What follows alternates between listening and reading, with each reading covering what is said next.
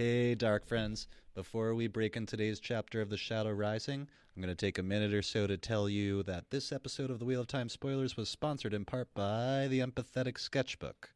While I tell you about it, since I know you've probably already got your phone or computer out, just go look it up on Amazon. There's a link in the podcast description. Go see for yourself. It's a pretty cool idea. And when Lisa messaged us with the request to put an ad on What Spoilers, when I checked it out, I legit thought it was a really cool idea. And just for a quick rundown, the Empathetic Sketchbook is a 30-day project guide written and created by Lisa Rain. And for those of you hanging out in our Discord server, Lisa wanted us to, again, encourage you to go ahead and message her about her product at nerd_up, NERD_UP, if you have any questions for her. Also, Lisa has a new project in the works, and she will soon be looking for beta readers. So if any of you would like an advance copy of her next project, she would like to also encourage you to go ahead and message her on Discord, and she'll set something up so you guys can check that out. But as far as the Empathetic Sketchbook goes, it's broken down into 20 techniques and 10 topics, ranging from friends and family, past and future, to how you view yourself, and they're essentially prompts to encourage you to evaluate your life and emotional state in new and healthy ways. It's intended to quickly teach you new ways and methods of using the sketchbook. So like fun writing prompts, but for drawing.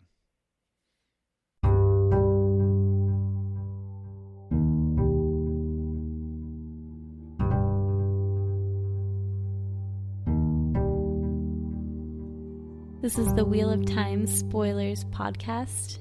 Your hosts are Seth Jacobson and Patrick Heiler.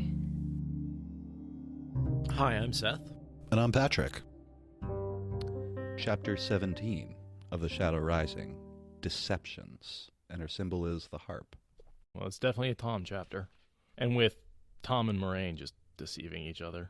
Favoring his stiff leg, Tom bowed with a flourish of his gleeman's cloak that set the colorful patches fluttering. His eyes felt grainy, but he made himself speak lightly. "A good morning to you." Straightening, he knuckled his long white mustaches grandly. The black and gold-clad servants looked surprised. Two muscular lads straightened from the gold-studded red lacquer chest with a shattered lid that they had been about to lift, and the three women stilled their mops in front of them. The hallway was empty, along here, except for them, and any excuse to break their labor was good, especially at this hour. They looked as tired as Tom felt, with slumping shoulders and dark circles under their eyes. "A good morning to you, Gleeman," the oldest of the women said. A bit plump and plain-faced, perhaps, she had a nice smile, weary as she was. "Can we help you?" Tom produced 4 colored balls from a capacious coat sleeve and began to juggle.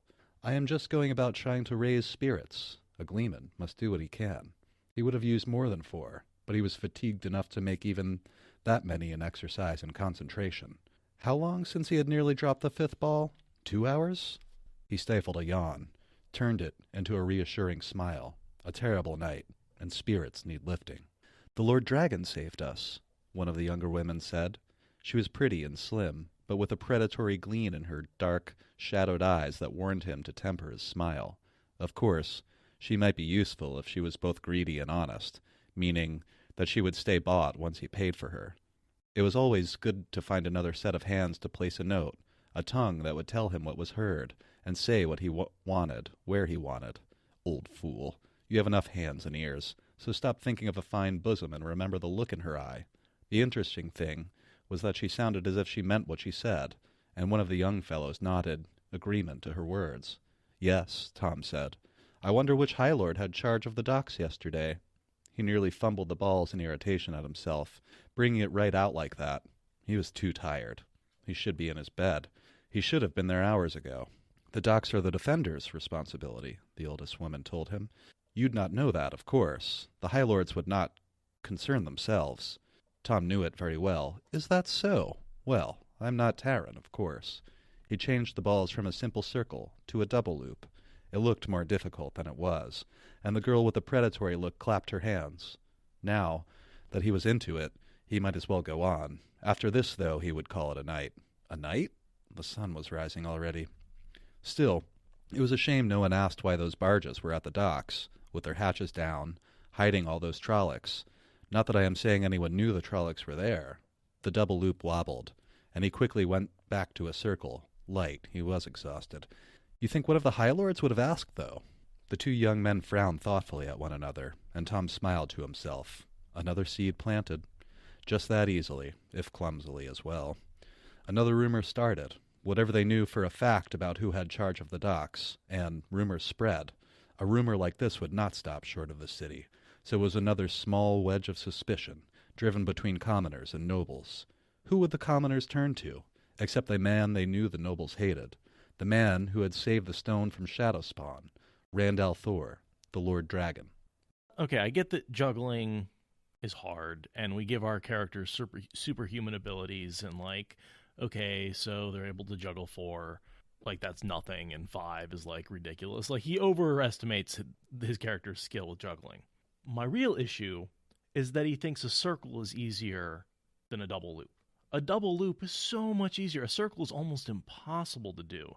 When Tom switches back to a double loop here or switches back to a circle because it's easier, it's totally wrong. He would go the other way. I know nothing. I should actually address what's in that paragraph rather than just complaining about the juggling. But Jordan does all the wonderful detail he has in his books, and he can't fucking get juggling right. It pisses me off. So the whole thing, what he's doing, what Tom is actually doing instead of showcasing superhuman juggling abilities, is planting little seeds in order to stir up support for Rand. Right. He's out there just doing what essentially is the game of houses for Rand. And we've talked about this before, but essentially Tom is playing the people and the lords. Tom and Moraine will get into this in a moment when they have a discussion. Totally. Playing the servants and lords to make Rand's job easier and to keep him alive. Right. The Majir shows up and threatens Tom with putting him to work, probably because he's distracting her workers. Well, he's entertaining them. Mm-hmm. She reminds me a lot of Mistress Luan. And Tom does a magician's gesture and places a flower behind her ear and swirls his cloak and is walking off. And by the time wait. She's like, what? He's already around a corner. And all I highlighted about this really was, horrible woman, he thought. If we had turned her loose on the Trollocs, she'd have them all sweeping and mopping. Doesn't Perrin say something very similar about Mistress Luhan? I don't remember that, but that wouldn't surprise me. That she would single-handedly have them cleaning or something, hoeing weeds or something like that. Anyway, it feels like a very similar character.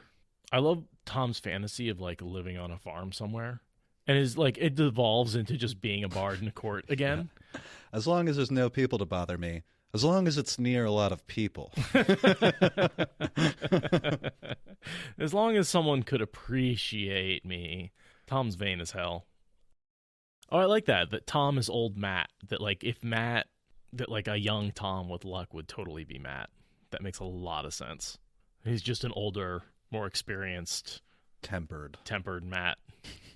But flighty. But I can totally see a young Matt, aka Tom, getting Morghese on a throne and being there in the background the whole time, being like, I'm just a gleeman, I'm just a court bard, meanwhile manipulating everything that's going on. I'm just a horse hand, said Matt Cawthon. Yeah.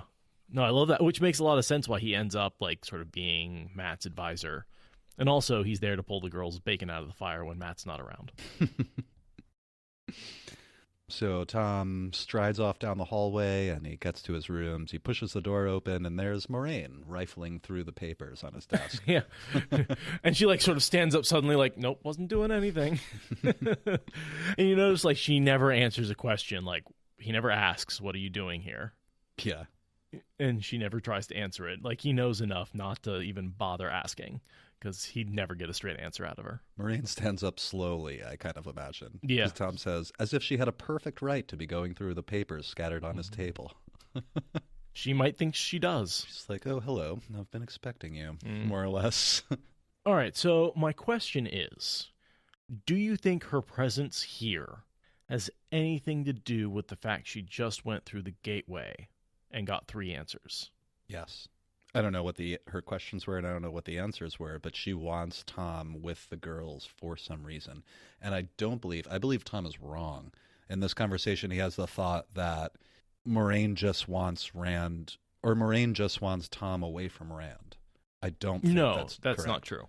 But that's what he suspects at first, at least. I don't think that's her intent. I think her intent is to save their asses, because she knows that the 2 young women can't handle Tanchico by themselves, and they can't handle the Black Aja by themselves. Probably not, no. Or at least, you want someone experienced to be there. They need warders, basically, and they don't have any. Yeah. So she sends Tom, and I think Rand sends Julian after them. I don't remember, actually, how Julian ends up there, but we'll find out in the next couple chapters, I'm sure. Totally Rand, sorry. Land sends Julian? Land sends Julian. Nice. Makes sense. Right, because he can't be there with Nynaeve, which we just saw in the last chapter, where he's super frustrated that he's offers to go with her and abandon Moraine. Yeah. But instead he sends Julian. And although we don't know how she knows, Moraine knows that Tom will live up until at least a certain point, which is far from now. I'm convinced that's she has the Min viewing that she will marry Tom. And so until both she and Tom get married, they will survive. They will both be alive. Exactly. Which means that she can send Tom with them, and he's virtually invulnerable. Yeah. Destiny has spoken. And it says, this man will live until this point, at the very least. So my only question is, did any of the answers influence this stuff further? We knew from Min's viewing that, and her statement earlier that I know the face of the man I will marry better than you do, that she knows who Tom is. It could. I mean, the answers could have affected Moraine's decision here, although I think she may have made it anyway. It's hard to speculate because we don't know anything about Moraine's questions or answers. We really don't. But he's an excellent candidate to send with the 2 young, accepted women. Right. I was just thinking about how little we know about what Moraine knows. We don't know exactly what Min told her. We don't see a lot of those conversations. This is her jam. She doesn't tell you what she is planning or thinking. What answers she got in the doorway. We don't know what she saw when she went through the 3-ring ter'angreal and Ruidian. We can summarize based on her actions, but she has at least 3 sources of prophecy, not to mention her accepted test, all pointing her to what she has to do. And that's all based around a prophecy, a foretelling of the Dragon Reborn. So, there's so much going on in her head about the future that it's very hard to separate, one source of information from another. Right. And what the girls do is important, and we often refer to it as what the girls do or did, but it has a lot to do with what Tom and Julian do as well. They're in terms of being in Tenchico? Keeping their asses out of the fire. Oh, totally. Basically. So they can go meddle with the plans of the Shadow, and when the Shadow comes back at them, they're dealing with 4, not 2. And it's also important that, Tom and Julian find the Black Aja at the exact same time. And actually, Bail Domon does too. It's all 3 of them. Walk in the door at the same time, being like, we found the Black Aja! And they look at each other like, wait, you did? Then, minutes of each other.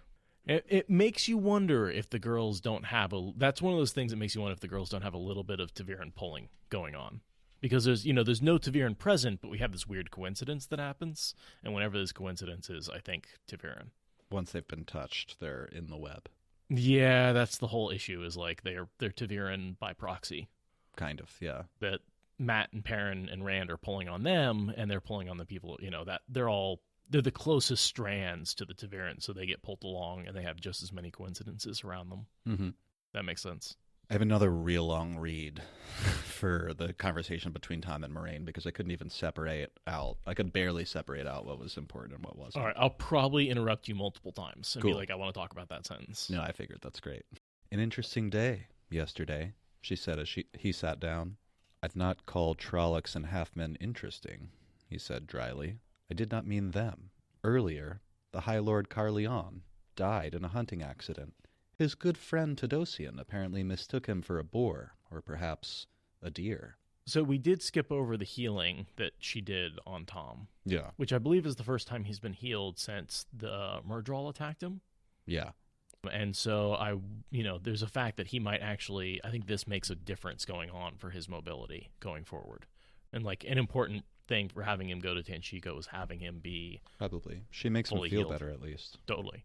for the moment. At least wipes away his fatigue, if nothing else. But she also says it's too bad I couldn't have done anything about this when it happened because you're too far gone to do anything. Right. now. It's already healed wrong. You'd have to like re-break it and set it, and that'd be a much more advanced healing that she's not capable of. Mm-hmm. I do wonder if Nynaeve could eventually like get to that point where if she understood anatomy well enough, she could go in there and fix something like that. Maybe you just have to rip it apart again and then put it back together properly. That's what I'm thinking. Yeah. It's, that's what doctors these days do. Mm-hmm. If you break your bone and it heals bad, they have to break it again in order to fix it. The only issue is you have to, the damage that happens while you're waiting for things to break and reknit can like cause long-term damage to like muscles and muscle atrophy and that sort of thing. So instant healing would make all the difference there. Sure. And then, of course, we talked about the two High Lords that killed each other and the fact that Tom totally set that up. Well, one killed one. Well, yes. And then his wife is slowly killing him through poison. I'll Yeah. restart that. An interesting day yesterday, she said as he sat down. I'd not call Trollocs and Halfmen interesting, he said dryly. I do not mean them. Earlier, the High Lord Carleon died. Oh, there's a typo in my book. The High Lord Carleon dead in a hunting accident is the sentence. That's proper. Or the High Lord Carleon is dead or died, one or the other. Otherwise, it's not a complete sentence. I feel like you can use the word dead as that part of speech. Are you sure, guys? Because dead isn't a verb. This sentence needs a verb. Dead is an adjective. They're saying is implied because it's an interjection, and so you can actually use that kind of word. The High Lord Carleon dead in a hunting accident. Period. Period. I mean, I acknowledge that people don't speak perfectly all the time, but it's not a sentence. There's no verb. Sure. But people are saying the High Lord Carleon is dead in a hunting accident is the proper way. Is implied. And I can get that that's part of proper speech, but it just sounds weird sometimes when you're reading. Yeah. No, where's Julia when you need her? She would tell me. Oh, we should run that by her. She is a professional grammar Nazi. So people actually pay her to Nazi their grammar. The High Lord Carleon dead in a hunting accident. His good friend Tadosian apparently mistook him for a boar, or perhaps a deer. I hadn't heard. He kept his voice calm. Even if she had found the note, she could not have traced it to him. Carleon himself would have thought it was his own hand.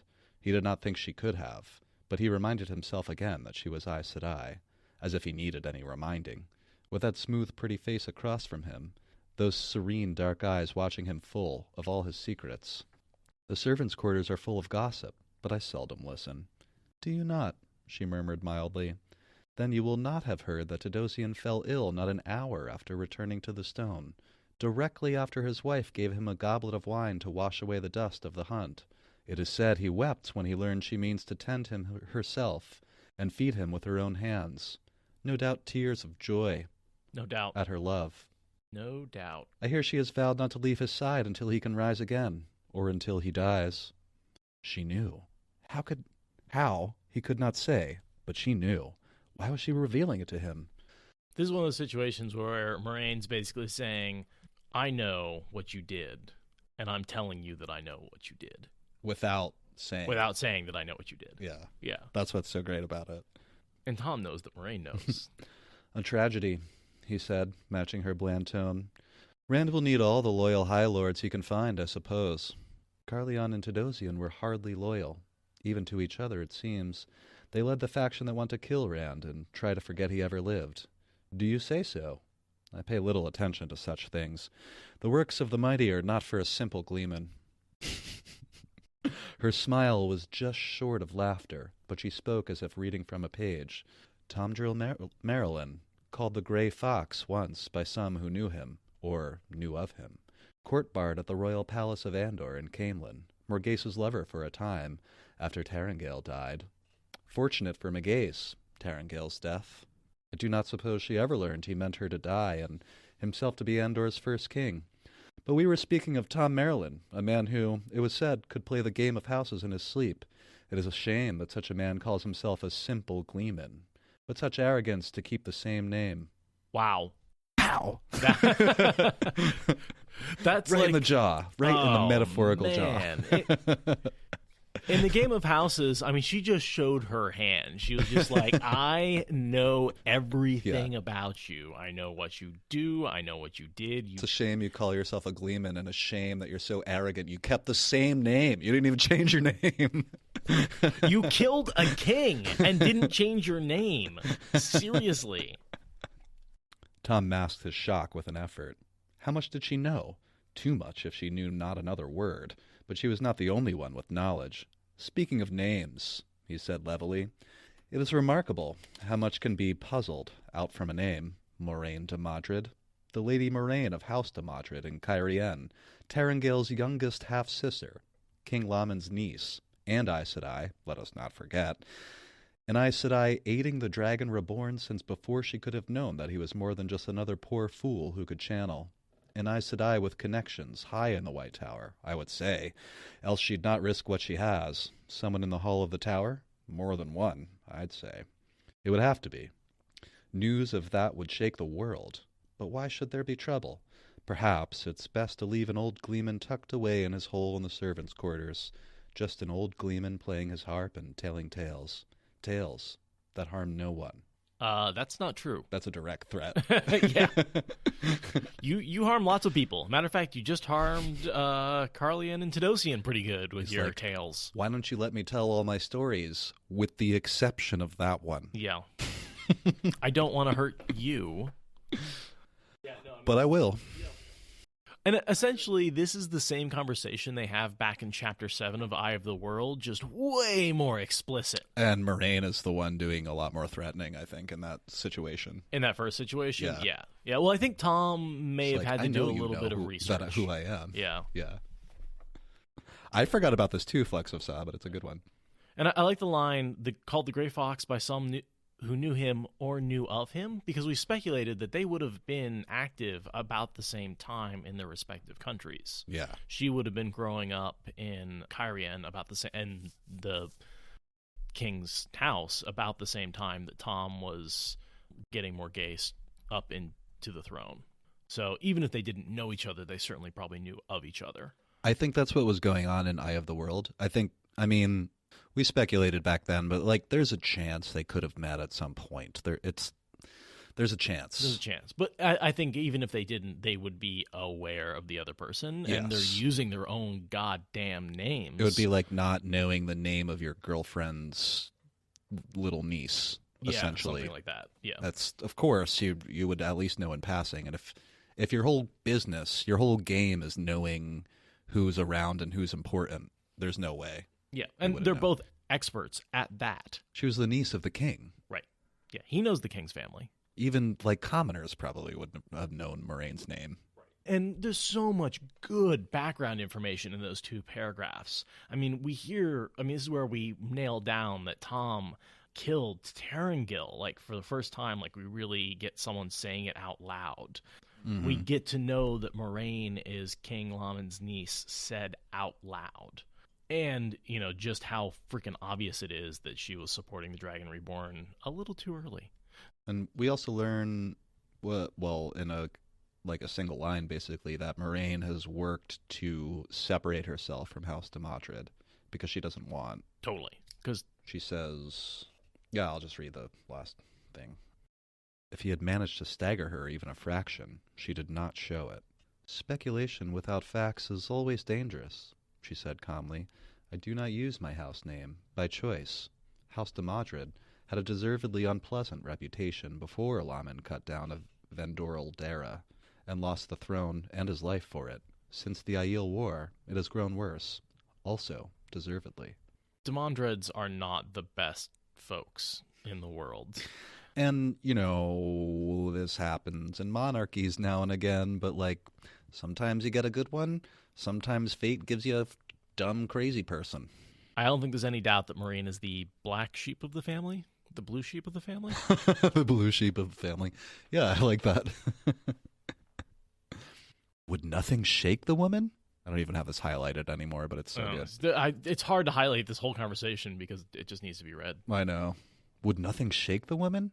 What do you want of me? He demanded irritably. She did not as much as blink. Elaine and Nynaeve take ship for Tanchico. Today. A dangerous city, Tanchico. Your knowledge and skills might keep them alive. And he says, as you say, Tanchico is dangerous now, but then it always was. I wish the young women well, yet I've no wish to stick my head into a viper's nest. I'm too old for that sort of thing. And he says, I've been thinking of taking up the quiet life. And Moraine says, I think that would kill you. I wonder how much foresight and prophecy. Is that another indirect threat? Oh, I just think that she's like, if Tom actually like retired on a farm, he'd be dead soon. I don't think it's another indirect threat. It could be. You could take it as one. But I think what she means is I don't think you would if you could. No. And we see it. He does that in his own thought process where he's like, I could live on a farm next to a city with a place for me to play. And yeah, and you're like, yeah, you wouldn't last long on a farm. And he's like, a farm with chickens, right? Farms have chickens. And he's like, he has no idea what he's talking about. No idea how to survive on a farm. He could live on someone else's farm for a while, but there's no way he could actually run a farm.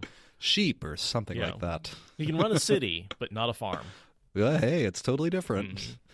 Oh, and oh God, I forgot to follow up. She says, a quiet life would kill you, I think. Tanchico will not, however. I guarantee that, and by the first oath, you know it for truth. Boom, prophecy. Bam. I mean, the only way she could say that is prophecy, and gotta say it's a Min prophecy. It must be, because we know she knew that Tom wouldn't die a book ago. Right. At least a whole book ago. Yeah.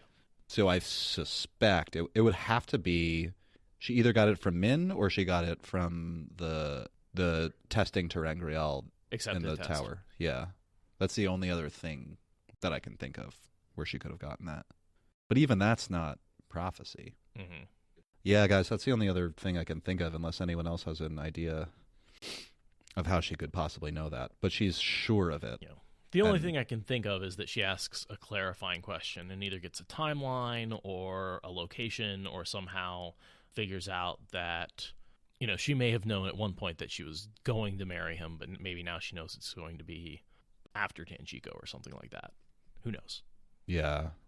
Because I could see how she might go into the doorway and ask, like, why would I marry Tom Maryland? It occurred to me while I was reading this that she could have asked something like, how do I negate threats against my whatever? Like, which threats should I be negating or something like that? Or what steps do I need to take to follow through with this well? And the Finn could have said something like, you have to eliminate Heartseeker. But we're way off the edge on speculation here. Yeah, wildly speculating. Maybe everyone was told who they're going to marry. Why should I go to Tanchico? Tom asks at some point. To protect Elaine, Morgase's daughter? And Tom says, I've not seen Morgase in 15 years. Elaine was an infant when I left Camelin. Yeah, nice front. He's been protecting her and spending a bunch of time with her. And has been open speculation in the fan community that Elaine may not be Terengale's daughter. It is. I mean, here when you're like, wow, there's he not was a lot around. Of good evidence, but it's possible. Timing. I mean, he was certainly cared for Morgase before Terengale died. And, around the time that Elaine was conceived. Yep.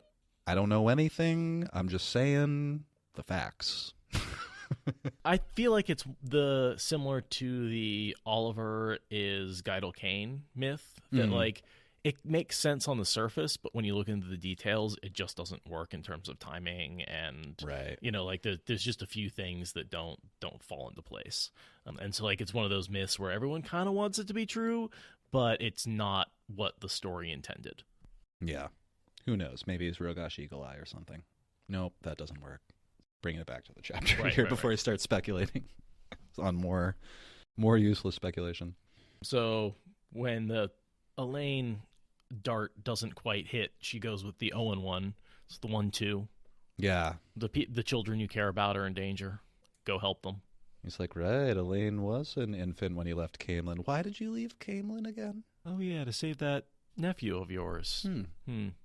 Must be pretty upset about those Aes Sedai who didn't follow protocol. And I think know their Moraine names. knows they're black, or at least suspects. I mean, they're certainly red, Yeah, probably. but she was on a hunt to find boys of a certain age that can channel. And Owen was also a boy of a certain age who can Do we channel. know the names of the women who still, or who I feel severed Owen? I thought Galena was one of them, and she's black-red. Where is Galena right now? I'm wondering if Moraine is sicking him on the very women that she's going to give him the names of anyway when he returns. Sure. You know, the same Black Sisters might be in this group, but I don't remember the names of the women that gentled Owen. I feel like Galena, I thought, was still in the tower I because think she's that's right. hanging around with Elida for quite a while until Elida sends her off to go get Rand. And then she ends up getting, I feel like, captured by the Wise Ones. Or is it? No, she gets captured the Shido during the Thurava. That's right. Dumais Wells, right? Because that's right. Because Galena leads the delegation that puts Rand in the box. And yeah, essentially Moraine, well, that startles Tom because this isn't something that he shares much, that Moraine would even know that. And It's one of his, like, secrets. yeah. His, like, deep secrets. And Tom says, why are you telling me this? Moraine says, I would not have done had he been willing to simply go and help Elaine and Nynaeve. Why, burn you? If you go with Elaine and Nynaeve, I will tell you the names of those Red Sisters when I see you next, as well as the name of the one who gave them their orders. They did not act on their own, and I will see you again. You will survive Tarabon.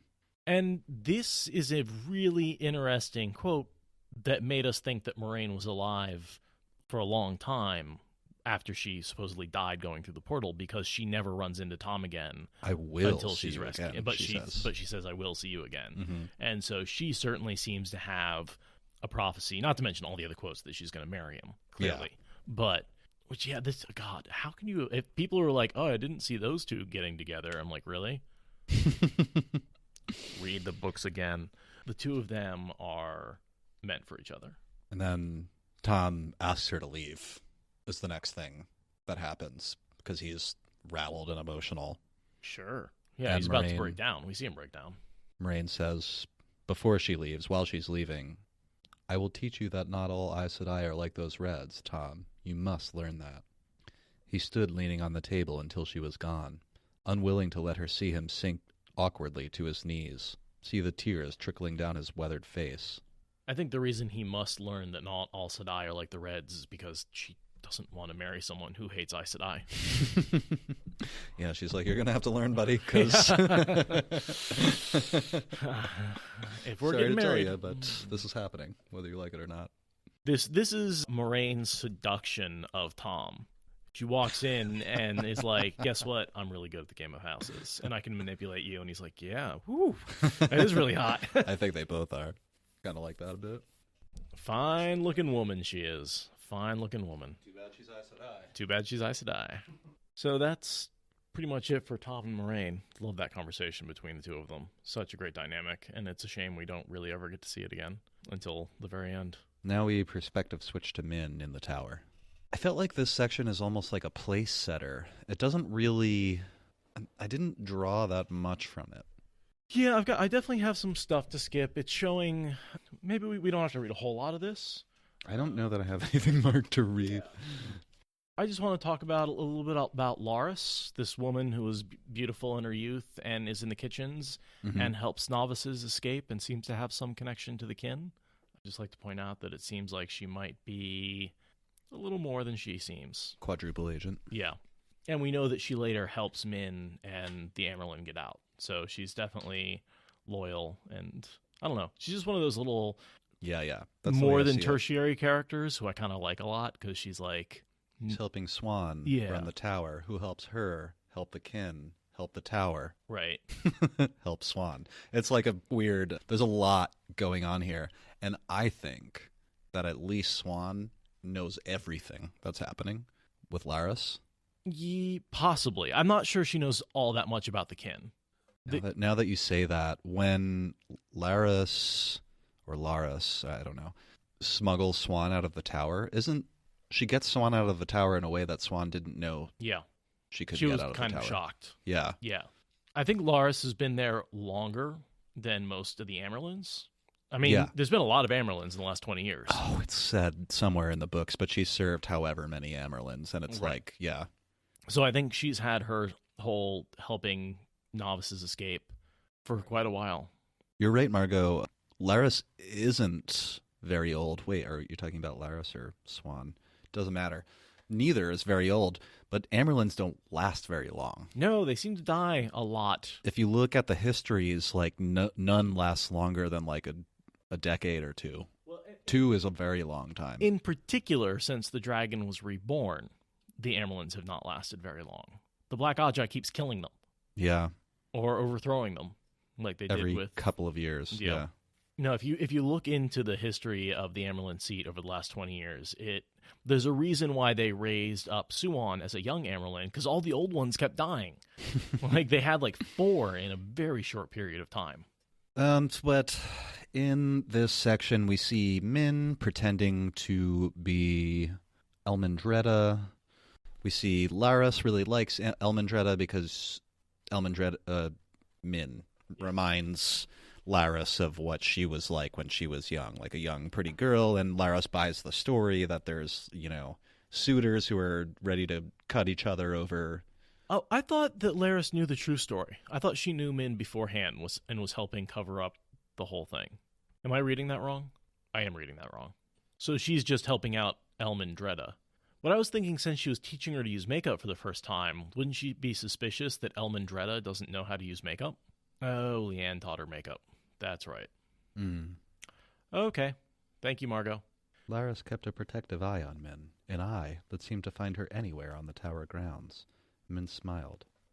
I'd also like to make a point that, makeup is magic. People are like, oh, people would surely recognize Min, but when you go from no makeup to makeup, you can totally change the way your face looks. If you've ever watched, those makeup tutorials on YouTube, it's like, holy crap, I don't believe that's the same person. Yes. All the women in the channel are like, okay, that's boring. Yeah, they're like, yes, thanks for telling us something we already know. Me and Patrick are like, our minds are blown. And the women are like, yeah, that's what we do every day. Welcome to reality. I see a little bit of foreshadowing in terms of Galad getting into the White Cloaks. Mm-hmm. And I wanted to draw a comparison between Lothar Mantelier, the founder of the White Cloaks, and Karl Marx. With the sentence, he was a great man, a philosopher of noble ideas. If the children of the light have sometimes been excessive since his day, it doesn't change that. And I feel like it's the same thing with Karl Marx. It's like communism, great philosopher, Karl Marx, great philosopher, wonderful ideas, and then Russia happened. And China, and communism turned out to be not such a great thing in practice.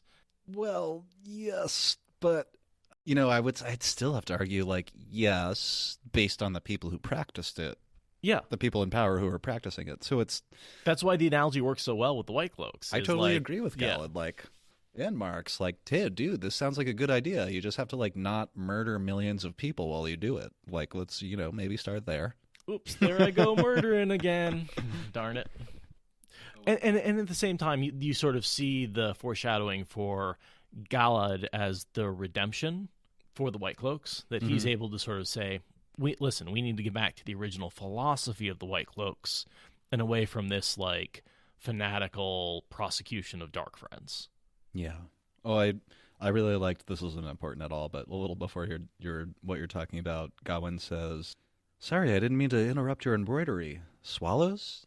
Yellow swallows? They're supposed to be flowers. Yellow roses, yeah. Yeah. And even Min is like, That's no one just- would know that unless I told them. She does say she's not good at embroidery. I think eventually later she gets better at sitting around reading rather than trying to stitch. But reading wouldn't fit Elmendreda's personality. Yeah. As she's talking to Gawain and Galad, who try to question her about various things, Loghain walks by, one of the more notable things in this section, and Min sees the halo for the first time, the halo of glory. to come. Yeah, which takes a while. That And is one it's- of the longer-term prophecies. It's confusing, too, because we know that, at this point, if you're not doing a reread, at this point, we know that He's been stilled. gentled. Gentled. And then that's a death sentence. So he shouldn't live more than a year or a few at best. He should die before any kind of glory could happen. And I remember there's all sorts of speculation about maybe he leads a final charge and gets glory that way, or somehow, inspires people or does something. But of course everything changes when the Fire Nation attacked.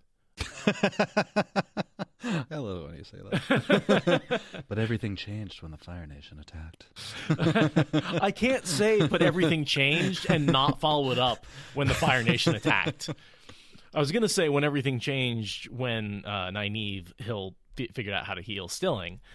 But yeah, that sentence only has one single ending. I typed into Google just now, but everything changed, and the autocorrect is when the Fire Nation attacked. It's like, wow, that's really well known, I guess. Avatar is an amazing cartoon series, and I would love it if someday they made a live-action film. Whoa, there's so many memes about this. That's great. I had no idea. There's a point here where Galad smiles at Min, and she gets all breathless and flustered, and I was thinking that's what Matt thinks he's doing. What he's actually doing is leering at them the way Oliver does. Logain's gentling is healed by Nynaeve, and then he goes on to save the day in many respects on many different occasions. And become the Amerlin of the Black Tower. Right. Yeah, that's sort of what I sort of think is the final destination of his glory. He becomes the leader of the Black Tower and savior to the people. Probably important to note that Gawain does recognize Min. Totally, he recognized her seems to be earlier. one of the few.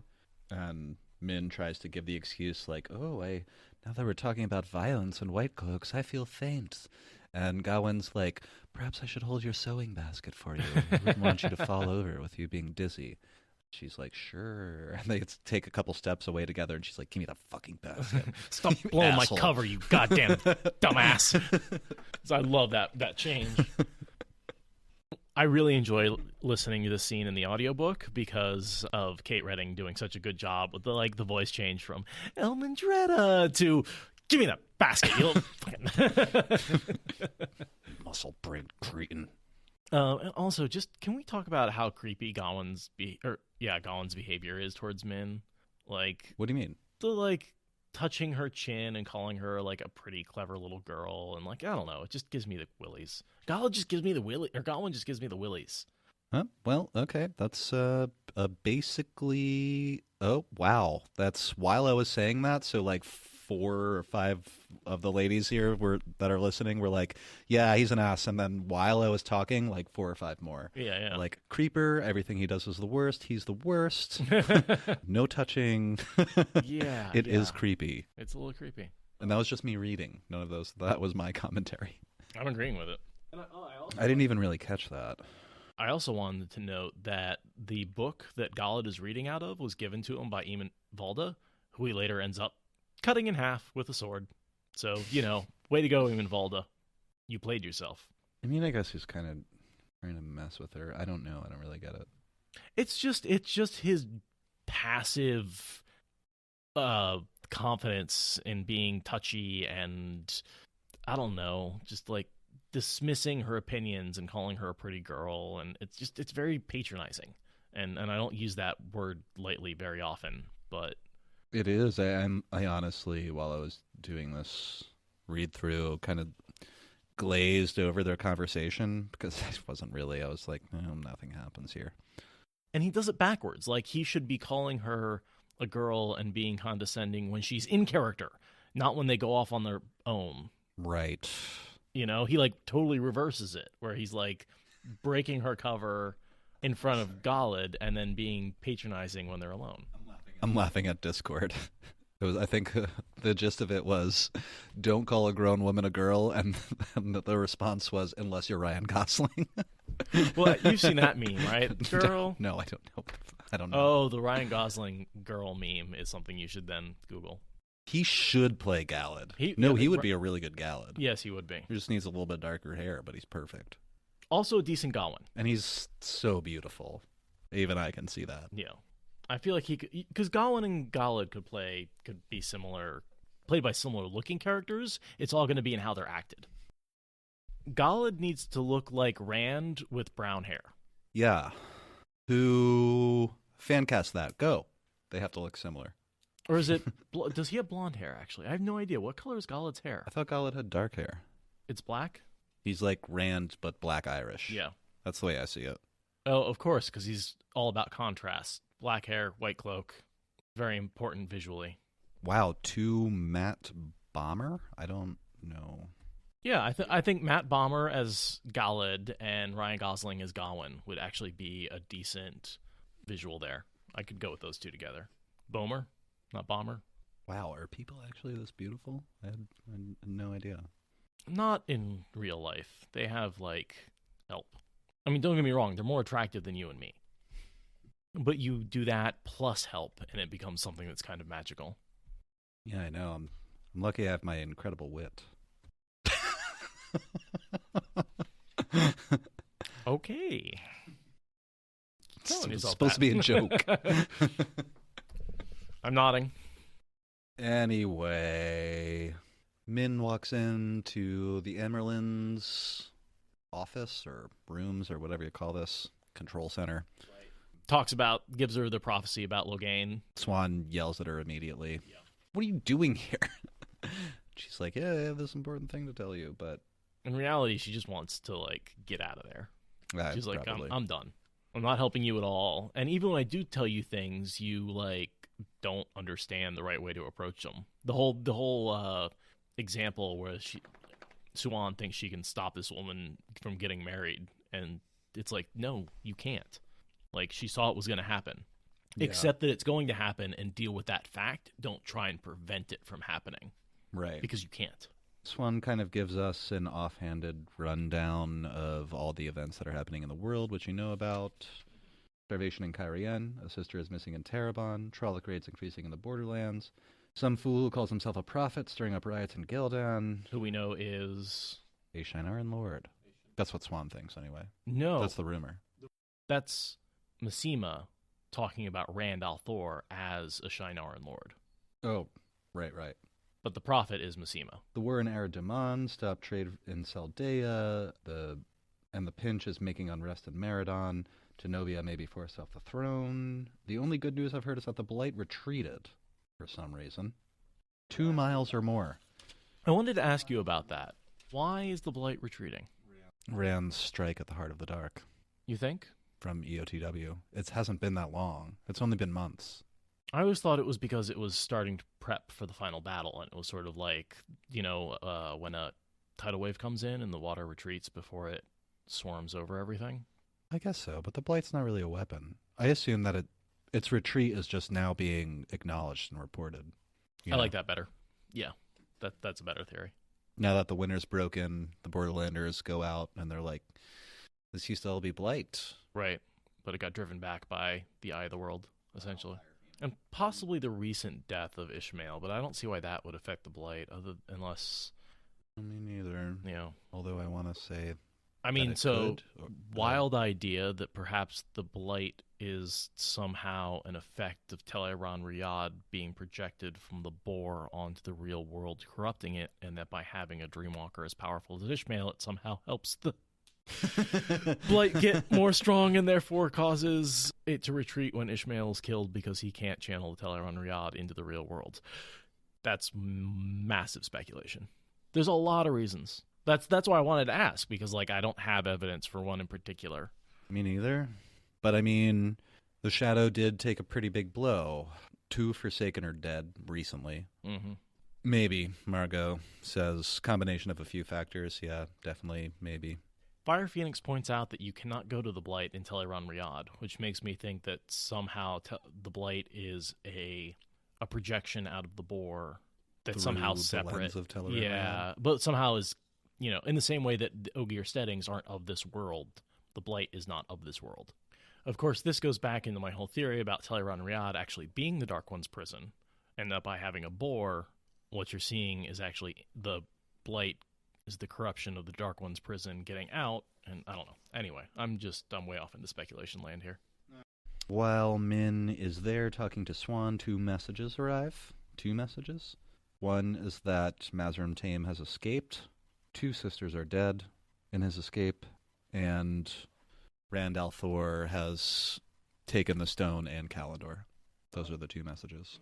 So I want to go back to the timing of this, because she just receives information that the stone has fallen. That was the first pigeon that Moraine sent out. Right. Which, shortly after that, and she sent another pigeon. It looks like the Emerald Seat never got the other pigeon warning her that Mazrim Taim was about to be freed. And that's 3 pigeons, to be clear. Yeah. That to were intercepted. ensure that at least one of them arrived. So either timing-wise, that happens later, right? Because she just gets the pigeon that says the stone has fallen. Yeah. And it's not until a little later that Moraine finds out about the threat to Mazrim Taim.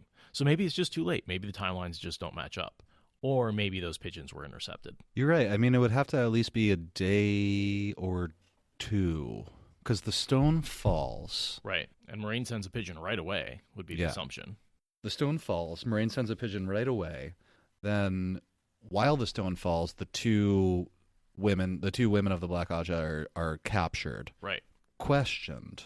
A little while goes by, maybe a day or 2? Yeah. And then Moraine sends off her pigeons? And then, so maybe they're just outside of Tarvellen now? Yeah.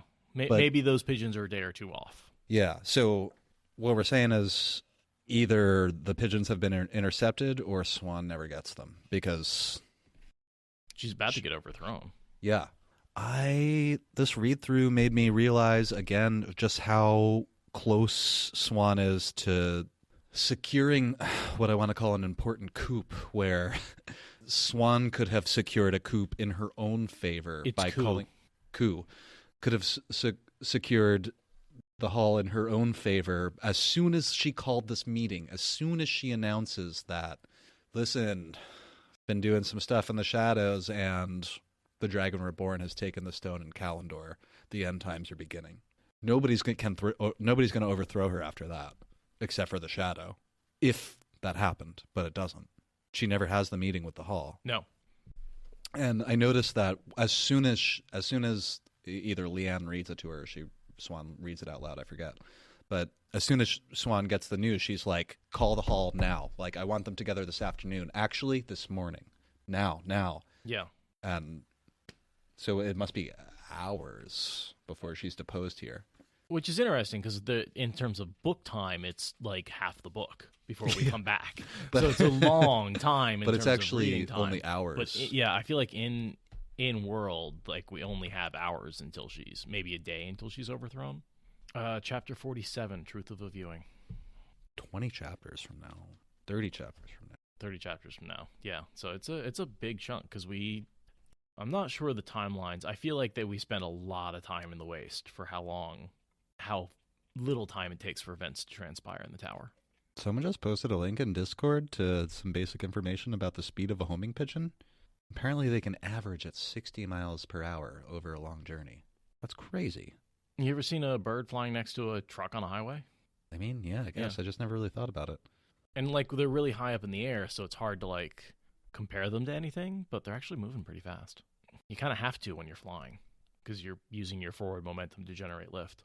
Swan's last words in this chapter are like, oh, nothing bad will happen as long as no one finds out how long I've been involved with this potential Dragon Reborn before it was proclaimed as the Dragon Reborn. Yeah, but when they do find out, you get deposed and stilled. Lucky to not die. There may be more resistance than I would wish. You think? Of course, I don't think she takes the Black Tower into account. And then we just have about 2 pages of Sarah Coventry. Yeah, this is the follow-up, because she was the girl who we talked about escorted Min to the Amerlin, and she gets shipped off. And this, there's not a lot of detail here about which Aes Sedai is questioning her. No. I was wondering if you had any clues about who it could be, or is it even like one of the Forsaken? Could it be Masana? I assumed it was a Black Aja. I did too.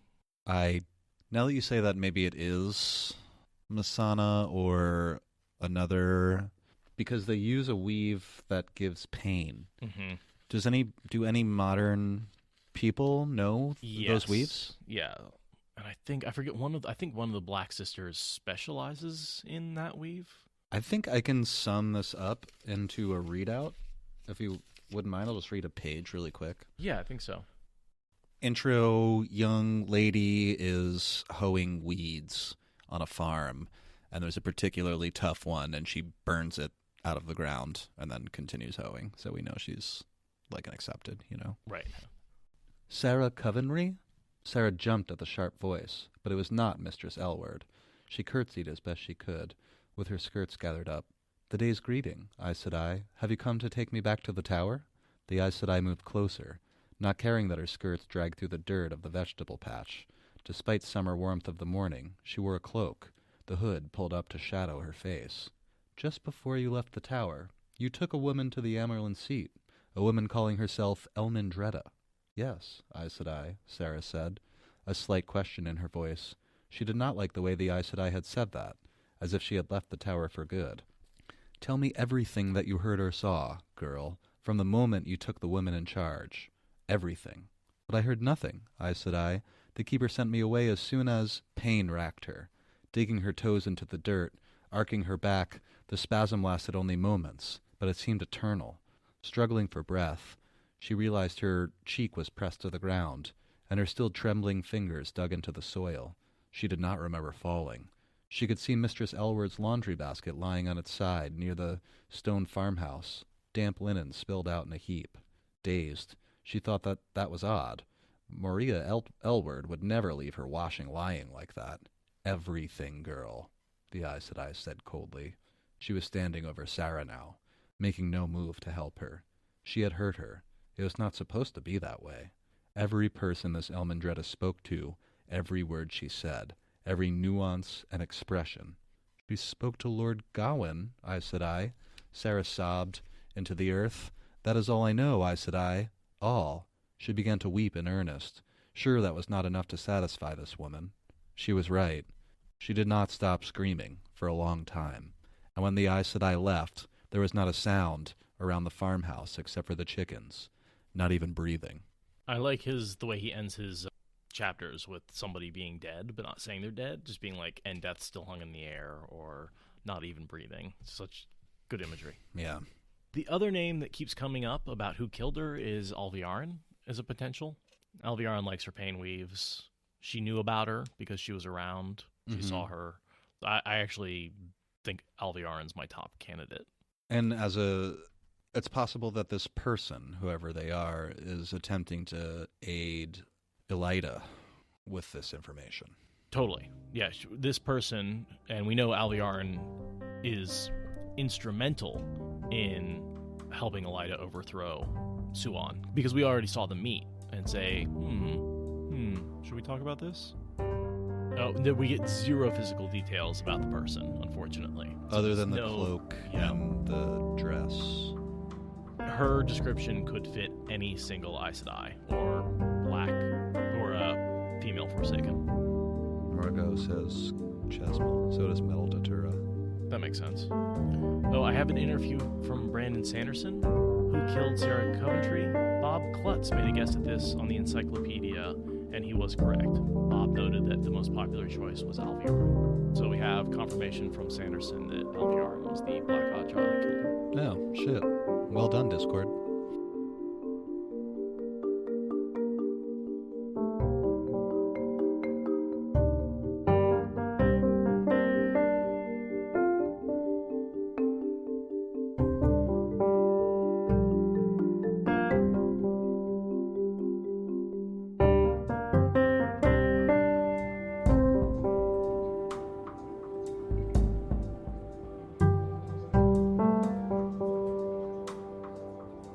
Suppose we can start talking about the Wheel of Time at some point. In a little while. In the meantime, can we talk about how awesome that piece of music was? Yeah. But if you're listening to this episode, you probably know what we're talking about because it was on the last episode, or will be on the last episode in the future, which you have listened to in the past. Damn it, time. Why you always got to go forward? Yeah, that was romantic porn. That wasn't necessarily like porny. That was romance novel, which is also kind of porn. As you command. Right. I do obey. Or whatever. As you wish. So do I obey. Speaking of all the relationships we've been covering in the last chapter, this one is another. We get Tom and Moraine going at it again, which I'm really excited about. Always threatening each other. A little underhand. It's not so much threat as they just talk on like 3 different levels, and they imply things. Do the so Seth is referring to something that happened a while back where we were thinking about, and we still do, but we haven't done any work in that area for a while. But we were thinking about trying to get Fox and Raven Media active in producing audiobooks, because there's a little money to be made there, and it's kind of like right up our alley. So it'd be like, ooh, that would be cool if we could get that going.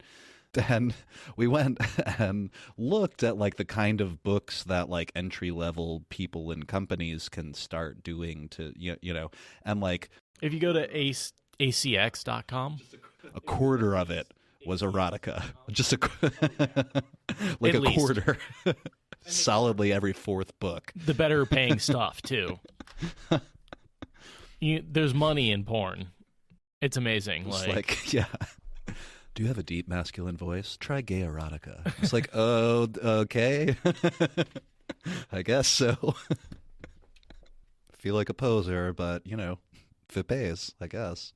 We haven't actually done any auditions yet for the gay erotica. For the gay erotica, no.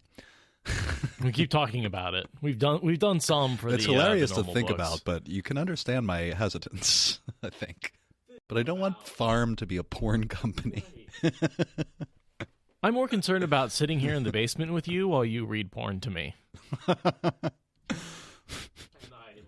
Hey, yes, we are sex positive and we do have to pay the bills, but It's also about where we want to spend our time.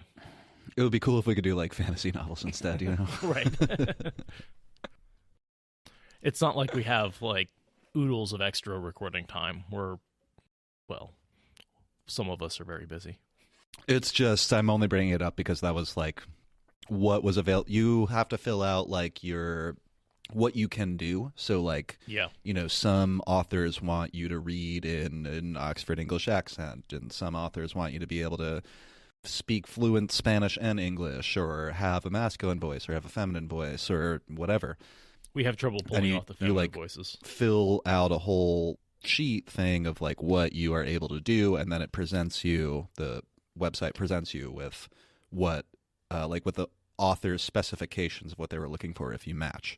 A lot of what I matched was erotica, specifically gay erotica. So sorry about that. Chapter 17.